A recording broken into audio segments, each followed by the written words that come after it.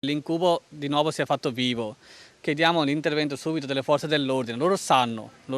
Viso tumefatto, lividi ed ematomi ben visibili. Si rivolge direttamente al prefetto di Venezia, Darco Pellos. L'appello di Abdul Made per tutti Medi, titolare trentenne di un patronato CAF qui in via Rizzardi a Marghera, fuori dal quale sabato scorso è stato aggredito con violenza e preso a pugni in faccia da un gruppo di 3 ragazzi ubriachi dal forte accento dell'est, peraltro già noti alle forze dell'ordine perché con precedenti anche per furto, sorpresi a lordare in modo indecoroso la vetrina del negozio di parrucchiera accanto e per questo da lui richiamati. Nel momento in cui io mi sono girato, mi sono visto catapultare un pugno prima da questa parte.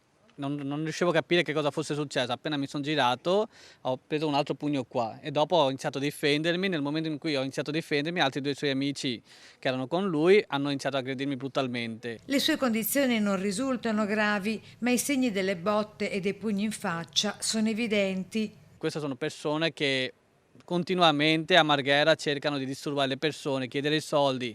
Appena diciamo che hanno un minimo di appoggio, cercano di comunque aggredire le persone. Noi non siamo più al sicuro nella nostra città. Oggi è successo a me, domani potrebbe succedere a qualcun altro. A sporgere denuncia per altri episodi simili, sempre qui in via Rizzardi, anche il vicino ristoratore cinese e il tabaccaio italiano. Persino l'istituto bancario di Rimpettaio ospita, si fa per dire, da tempo un senza fissa dimora, anche molesto, dicono dalla banca, vestiti appesi in materasso proprio sulla porta della banca, da quella opposta il suo carrello con coperte sotto le quali si nasconde la più varia mercanzia dalla dubbia provenienza, oggetto del mercatino nero del pomeriggio.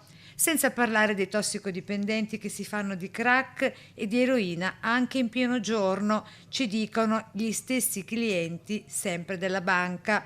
Così nella denuncia collettiva di commercianti, residenti e cittadini di quest'area di Marghera, che presto arriverà sul tavolo dell'autorità prefettizia. Noi raccoglieremo le firme e manderemo una lettera al prefetto chiedendo una riunione sia con la Questura di Venezia che con le forze dell'ordine, in modo che possano far partecipe anche tutte le associazioni piccole e grandi che esse siano, perché questa è una lotta di tutti.